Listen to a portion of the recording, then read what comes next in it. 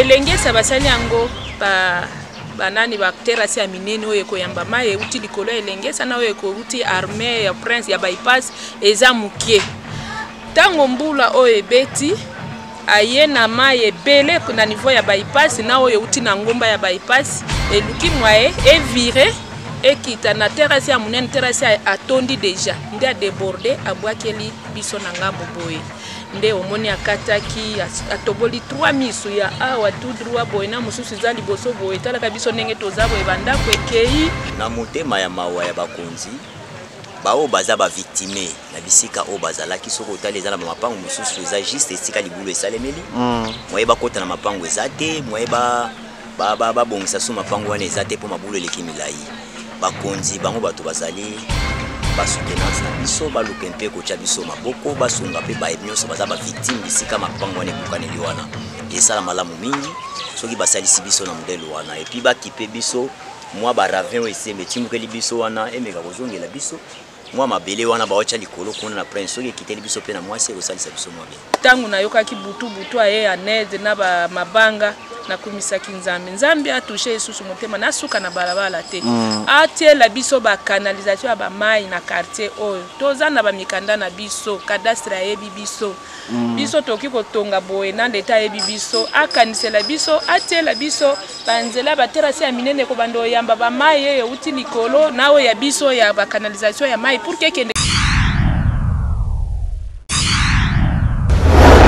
oui, tindika télévision de makambu bongwana na bongwana mbote na bino ndaka biso mbote na mabonse ya rife kisombe lelo toza na kati ya commune ya Makala na direction Elengesa bino boye binde basela ki biso prince Elengesa kitoko kala Makala ezaki na prince te to banda ko seka bana Makala bino bozanga prince bino beja tika bino te chef de l'état tali bongo apesi Makala lokumu asele bongo prince Elengesa wana bimaki ti na bypass.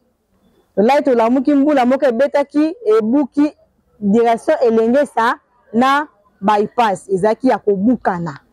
Ndenge ezaki ya kobukana mituka elekaki isusu te. Ata nzela makolo komaki ya muke to kolakisa bino bokomona bino moko. TV za radio tende tozolo baboye tozape na ba image wana bokomona bino moko tala. Ebukana ki nzela kolekesa yaki isusu te. Na ndenge misala ezosalema ndenge gouvernement ezosala misala na ye ndenge ezosalema bawolisaki mbangu batindelaki biso intervention ekende kobongisa nzela wana na mingi tozoyebisa bino nzela wana ezongi ndenge ezalaki mituka pe ezongi koleka ndenge ezalaki nana ezotikela bino moko botala ya koloba eza mingi te papi kieli ya koloba eza mingi te totikela bino moko bomona botala ndenge Elengesa ebongi ndenge ekomi sikoyo Junior Tapaya Toleka. Fati Béton, nous bâtirons un Congo digne et prospère. Maman présidente Marie-Laure Kawanda soutient Fati Béton à 100%. CG Augustin Kabouya, Guy Merci Aéro National, Dr Etienne Kisekedi pour tout. Jean Mobiemé, Hypogré. Soutenons Fati Béton, donnons-lui le temps. Depuis le temps qu'il a fait, qu'il a plusieurs réalisations. Il est le prédestiné, fils de la prophétie. Et c'est qu'un président, Fumukimbangu prophétisa. Fils de l'héros Etienne, père de la démocratie. S'il était vivant, il allait être fier de son fils. Soutenons tous les, donnons-lui le temps. Depuis des temps qu'il avait, qui a plusieurs réalisations. Il est le prédestiné, fils de la prophétie. Le 5e président, Fumukimbangu prophétisa. Oh, Pino Solo, ingénieur. Cliff Mayamba, Internet, Sifil, Papoli. Soutenons tous les, donnons-lui les temps. Depuis les temps qu'il a fait, qui a plusieurs réalisations. Il est le prédestiné, fils de la prophétie. Le 5e président, Fumukimbangu prophétisa. Fils de l'héros de la démocratie. S'il était vivant, il allait être fier de son fils. En 5 ans, on ne peut jamais reconstruire un pays détruit pendant 50 ans. Mettons-nous ensemble, main dans la main, reconstruisons notre pays qui fut déjà détruit par les anciens régimes que nous connaissons. Donnons la chance au présent Fatih Béton. Grâce à son époque, il y a plusieurs innovations. Il a établi l'état des droits, personne au-dessus de la loi. Il n'y a plus d'impunité, ni trafic d'influence. Il a établi l'état des sièges. La paix régnait partout à l'est. Nos voyants militaires fardaient s'attaquent sans recul. Il a établi l'état des droits, personne au-dessus de la loi. Il n'y a plus d'impunité, ni trafic d'influence. Il a établi l'état des sièges. La paix régnait partout à l'est. Nos voyants militaires fardaient s'attaquent sans recul. La grande dame, Maman Denise Nyankero, femme compatissante, femme dissociale, à côté d'un grand homme, présent Fatih Béton, un homme humble, l'homme de la prière.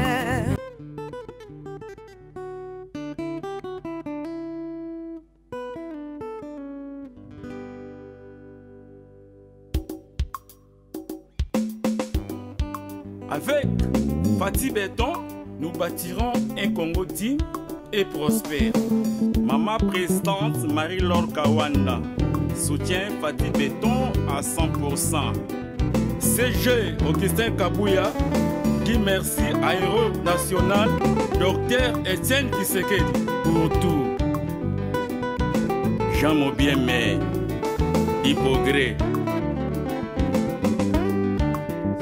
Fatih Béton, donnons-lui le temps. Depuis le temps qu'il a fait, qu'il y a plusieurs réalisations. Il est le prédestiné, fils de la prophétie. Et c'est qu'un président, Fumukimbangu prophétisa. Fils de l'héros Etienne, père de la démocratie. S'il était vivant, il allait être fier de son fils. Soutenons tous les, donnons-lui le temps. Depuis des temps qu'il a fait, qu'il y a plusieurs réalisations. Il est le prédestiné, fils de la prophétie. Le 5e président, Fumukimbangu prophétisa. Oh, Pino Solo, ingénieur. Cliff Mayamba, Internet, Sifil, Papoli. Soutenons tous les, donnons-lui les temps. Depuis les temps qu'il a fait, qu'il y a plusieurs réalisations. Il est le prédestiné, fils de la prophétie. Le 5e président, Fumukimbangu prophétisa. Fils de l'héros Etienne, père de la démocratie. S'il était vivant, il allait être fier de son fils. En 5 ans, on ne peut jamais reconstruire un pays détruit pendant 50 ans. Mettons-nous ensemble, main dans la main, reconstruisons notre pays qui fut déjà détruit par les anciens régimes que nous connaissons. Donnons la chance au présent Fatih Béton. Grâce à son époque, il y a plusieurs innovations. Il a établi l'état des droits, personne au-dessus de la loi. Il n'y a plus d'impunité, ni trafic d'influence. Il a établi l'état des sièges. La paix régnait partout à l'est. Nos voyants militaires fardaient s'attaquent sans recul. Il a établi l'état des droits, personne au-dessus de la loi. Il n'y a plus d'impunité, ni trafic d'influence. Il a établi l'état des sièges. La paix régnait partout à l'est. Nos voyants militaires parmi sa tête sans recul. La grande Maman Denise Dianquero, femme compatissante, femme dissociale, à côté d'un grand homme, présent Fatou Béton, un homme humble, l'homme de la prière. Post-hypocrite, toujours en avant, soutien Fatou Béton à 100%. Il dépèse, combattant jusqu'à la mort. Donnons-lui les temps, depuis les temps qu'il a vécu, plusieurs réalisations. Il est le prédestiné, fils de la prophétie. Le secret président, Fumuki Bango prophétisa.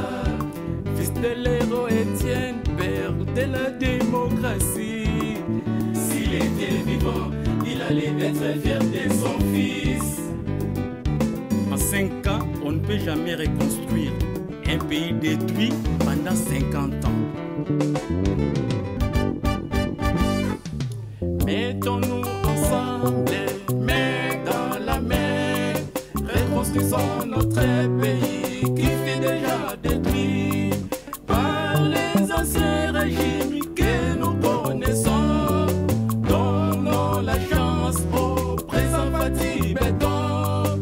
Grâce à son époque, il y a plusieurs innovations. Il a établi l'état des droits, personne au-dessus de la loi. Il n'y a plus d'impunité, ni trafic d'influence. Il a établi l'état des sièges. La paix règne partout à l'est. Nos voyants militaires fardés s'attaquent sans recul. Il a établi l'état des droits, personne au-dessus de la loi. Il n'y a plus d'impunité, ni trafic d'influence. Il a établi l'état des sièges. La paix règne partout à l'est. Nos voyants militaires fardés s'attaquent sans recul. La grande Maman Denise Dianquero, femme compatissante, femme dissociale, à côté d'un grand homme, présent Fatou Béton, un homme humble, l'homme de la prière. Post-hypocrite, toujours en avant, soutien Fatou Béton à 100%. Il dépèse, combattant jusqu'à la mort. AK-47, c'est Augustin Kabouya, un acteur social et l'homme des actions concrètes. Les efforts combattus, mais jamais abattus. Congo yeko bonga kaka, Congo yeko bonga kaka, Congo, Congo, toko sepela. Zambe apesa biso mokonzi moko ya mayele. Atona bolingo abangaka Nzambe. Bai politika Congo tosangana topesa nima.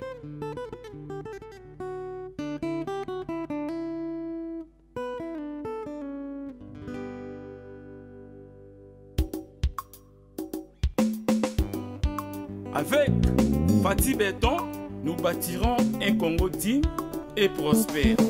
Maman présidente Marie-Laure Kawanda soutient Fatou Béton à 100%. CG Augustin Kabouya dit merci à Héros National Dr Étienne Tshisekedi pour tout.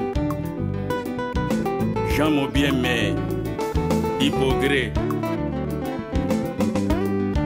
Soutenons Fatou Béton, donnons-lui le temps. Depuis les temps qu'il a fait, qu'il y a plusieurs réalisations. Il est le prédestiné, fils de la prophétie. Mboka. Papa, comment on a nié auto ça doit. Quartier Mama Yé. Papa, habite sur le solo awa tozaka précisément ya na ngambo na bine route elengesa. Toyoka ke mai ya elengesa et débordaki ka niveau komaki mwa boucher ezui nzela e kobuka batu na ngambo ya monga fula boye Oui, ça veut dire que vous avez justement, nzela ndenge salemela bypass depuis kala, bien mai les cara depuis longtemps. Babiloko otomona ngote. Oui, salemi pour le moment ezaki elenge sana voiture na musike dimela na bypass mai ilekaki hotel par rapport ya ba béton moke wana ba chapona mai tout au lieu de dépasser alors kindenge epekaki wana mbala moko ezo shit ya hotel ya kotase ebandi kobuke la partie ya prince ya kosala ba catastrophique ya donc c'est la première fois tout le monde est le salemi donc mai ezo ya nelengesa eza mai eleke belé Zama eleke belé, c'est-à-dire à partir à place où nous allons lire yango ba pese la mo ta pente wana maye ko makotindi kango juste à ta côté ya terrasse wana basala kala et kendela kana ngambo makala kuna c'est fini et puis mopandi na biso boye soki ba osala pente ya makasi ba lukata bocha mi moko ezala masu teni et que mai wana te eleki nango noter et beta miri wana ezonga na prince na place beta ya ka ozonga boye sinon vraiment to kutana ba catastrophique makasi ba makulu esalemi ya ndenge yo moko zongona toujours ba dégâts maya makasi mais nzambe ya munene lokola bakonzi pe basaleli biso grâce ya okangana no côté ilaki muto akufita te muto akufite to akufite to lukaka bisungi ya bakonzi wana tamma mabele yango baocha kunemeka ta kokita ukunda bakulu oyo esalisa biso kosala biso mwa bien na quartier to fani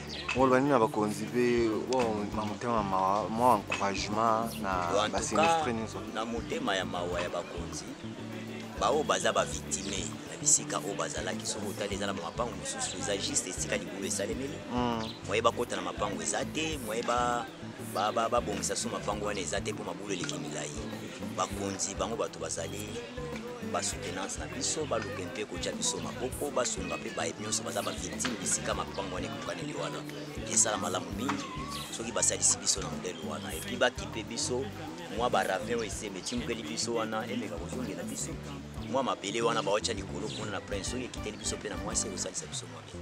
Mettons-nous ensemble, main dans la main, reconstruisons notre pays qui fut déjà détruit par les anciens régimes que nous connaissons.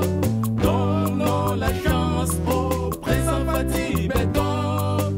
Grâce à l'époque, il y a plusieurs d'innovations. Il a établi l'état des droits, personne n'a décidé la loi. Il n'y a plus d'impunité. Bonjour papa. Maman, comment on a mis à tous les jours? Awa toza na quartier mama ina munga fula na ngamo elengi avenue toza na avenue Chimanga na avenue Mwadi Alphonsine numéro 27 toza na oyo babengaka ya kombo ya bilanga babengaka mingi kindibula beza kindibula ndeza bilanga kuna me quartier eza mama mokomine ya munga fula.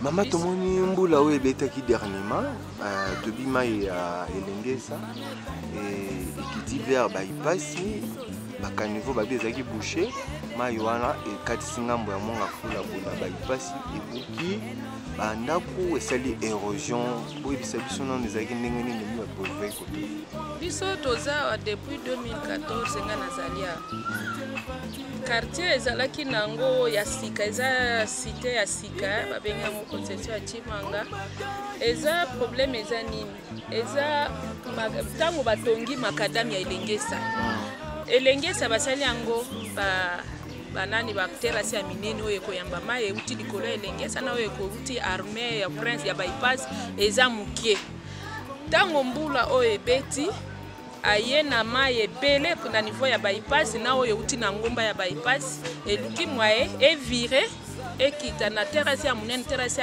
atondi déjà nde a débordé abwakeli biso na ngambo boye nde omoni akataki atoboli 3 misu ya awa tout droit boye na mosusu eza liboso boye talaka biso ndenge toza boye bandako ekei awa nazali awa naza veve donc nga na utaki yolo mbali ya kufinde na ye ko débrouiller muke awa sikona boenda ku nyonso etondi donc ya tozinga mina ba sable na ba biloko euti na bandako ekata na ki elaleli bandako na biso donc awa tokokende wapi tozosenga kaka bakonzi ya mboka bakanisa biso po biso mpe toza peuple na ye ayende aza na solution totondi nani botondi penza aza papa vraiment ntango nayokaki butu aye aneze na mabanga na kumisaki nzambe atushe isusu motema nasuka na balabala te atiela biso ba canalisation ba mai na quartier oyo toza na ba mikanda na biso cadastre yebi biso toki kotonga boye na ndeta yebi biso akanisela biso atiela biso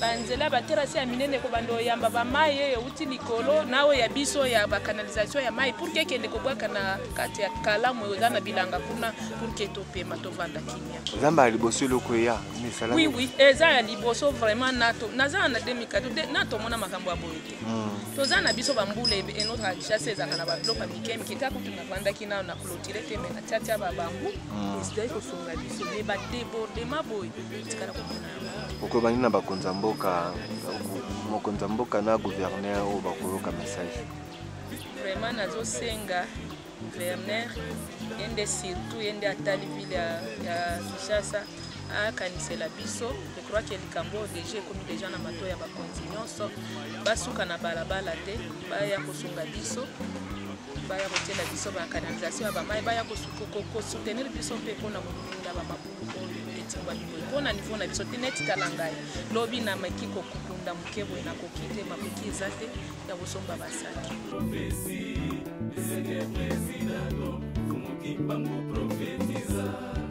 fils de l'héros Étienne, père de la démocratie.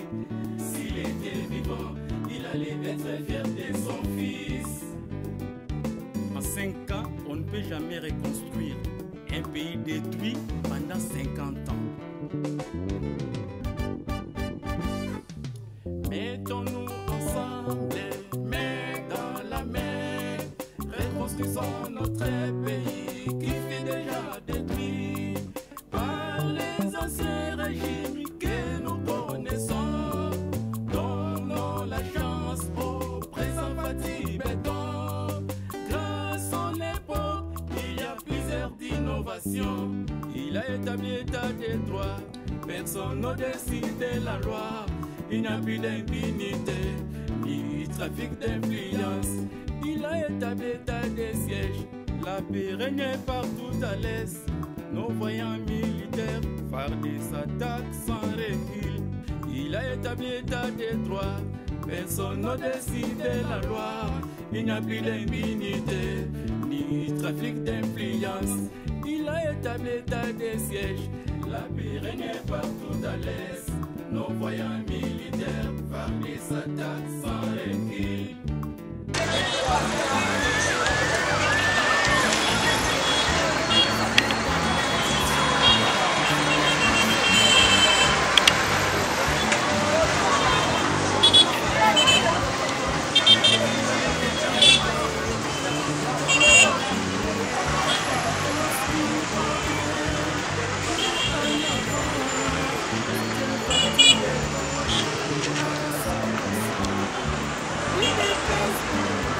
Merci na bandeko nde bouti kotala bino moko, merci nde bouti kolanda biso botika ki batana bino pona kolanda biso. Merci isusu na chef de l'état ndenge azali kosala misala azali kosalema ndenge na ba intervention mbamba azali kolandela biso misala na biso na kosenga soki ekozala bon kozala malamu mingi soki nzela bebi balandeli ekozala malamu tande balandeli biso kwazima bypass elengesa mbala moko mbule beti kaka boye mbala moko lobi nango tomoni basali pe misala esili mituka ezongi normal tala lelo ba prince komo kota na makala koto bazosala ti kobima ti ronga ba mbuteyage kosila Gishose za bambutezi banzeleza malamu te soki bozolandela biso bozotalela biso ba bisika ebebaki omona nzembo botosala sikoyo kami te zelongo ebebe ko mokamba nzembo ka basalaki sikoyo bebe ndenge nini ekozala malamu mingi ndenge bino botelemi ba intervention bozosala oyo bosoto bandi kolandela biso na banzela bazali kosala boye kozala malamu mingi. Merci na chef de l'état na biso Fatih Béton na misala oyo ezali kosala na gouvernement na yo.